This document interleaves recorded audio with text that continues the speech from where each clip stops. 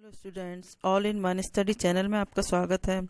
आज मैं आपको पढ़ाने जा रही हूँ कि वाक्य के कितने प्रकार होते हैं। वाक्य के दो प्रकार होते हैं। पहला रचना के आधार पर वाक्य के प्रकार और अर्थ के आधार पर वाक्य के प्रकार। रचना के आधार पर वाक्य तीन प्रकार के होते हैं: सरल वाक्य, संयुक्त वाक्य और मिश्र वाक्य। सरल वाक्य किसे कहते हैं? जिस वाक्य में एक उद्देश्य और एक ही विधेय हो उसे सरल वाक्य कहा जाता है। जैसे कि सविता गीत गा रही है, इसमें एक उद्देश्य और एक ही विधेय है। सविता उद्देश्य और गीत गा रही है विधेय। मोहन बाजार जा रहा है, इसमें भी एक ही उद्देश्य और एक ही विधेय है। मोहन उद्देश्य है और बाजार जा रहा है विधेय है। दूसरा है संयुक्त वाक्य। जिस वाक्य में दो स्वतंत्र उपवाक्य किसी समानाधिकरण समुच्चय बोधक द्वारा परस्पर जुड़े हुए हों वह संयुक्त वाक्य होता है।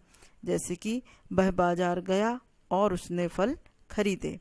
यहाँ पहले खेत था परंतु अब घनी बस्ती है। यहाँ दोनों वाक्यों में क्रमशः और तथा परंतु से जुड़े हुए हैं, अतः ये संयुक्त वाक्य हैं। तीसरा है मिश्र वाक्य। जिस वाक्य में एक मुख्य उपवाक्य और शेष आश्रित उपवाक्य हों उसे मिश्र वाक्य कहा जाता है। मिश्र वाक्य में उपवाक्य व्यधिकरण समुच्चय बोधक शब्दों द्वारा जुड़े होते हैं। जैसे कि प्रधानाचार्य ने कहा कि कल छुट्टी रहेगी। वह कौन सा क्षेत्र है जहां मानव ने अपना कदम नहीं रखा। उपरोक्त दोनों वाक्यों के उपवाक्य व्यधिकरण समुच्चय बोधक क्रमशः की तथा जहां द्वारा जुड़े हैं, अतः ये मिश्र वाक्य हैं। आश्रित उपवाक्य किसी न किसी योजक से जुड़े होते हैं। अब दूसरा प्रकार है कि अर्थ के आधार पर वाक्य कितने प्रकार के होते हैं। तो अर्थ के आधार पर वाक्य 8 प्रकार के होते हैं।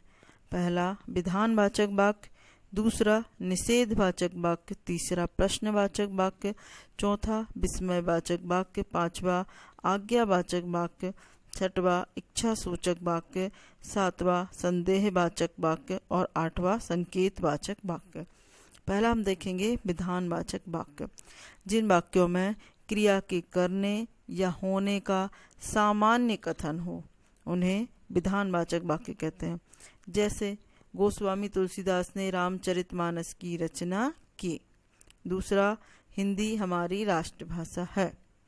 इसमें क्रिया के होने का या करने का सामान्य कथन है। दूसरा है निषेधवाचक वाक्य। जिन वाक्यों से क्रिया के ना करने या ना होने का बोध हो उन्हें निषेधवाचक वाक्य कहते हैं। जैसे कि वह चल नहीं सकता, या मैंने गोपाल को पुस्तक नहीं दी, या मैं आज नहीं खेलूंगा। तीनों में ही नहीं शब्द का प्रयोग हुआ है, अतः यह निषेधवाचक वाक्य है।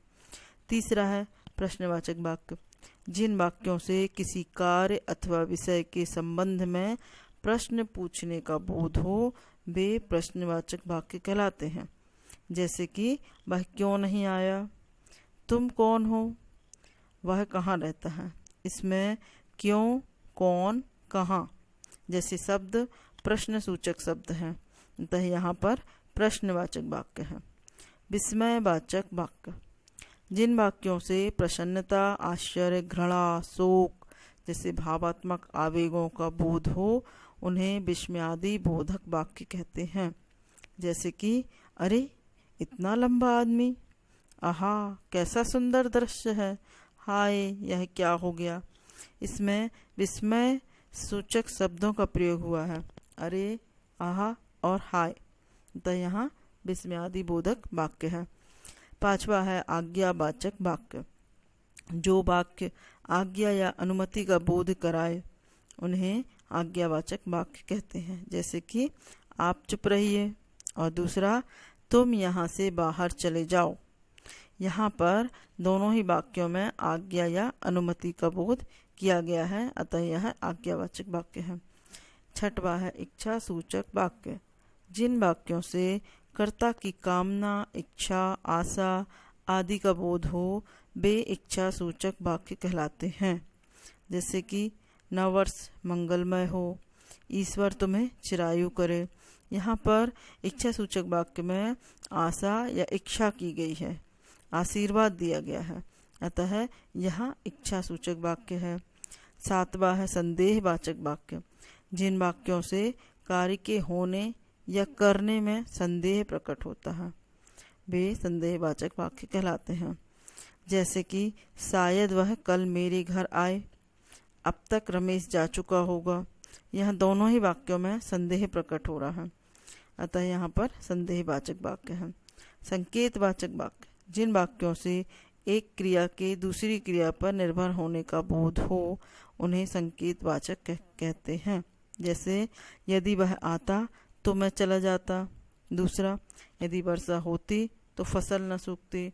यहाँ दोनों ही वाक्यों में एक क्रिया दूसरी क्रिया पर निर्भर है, अतः यहाँ पर संकेतवाचक वाक्य है।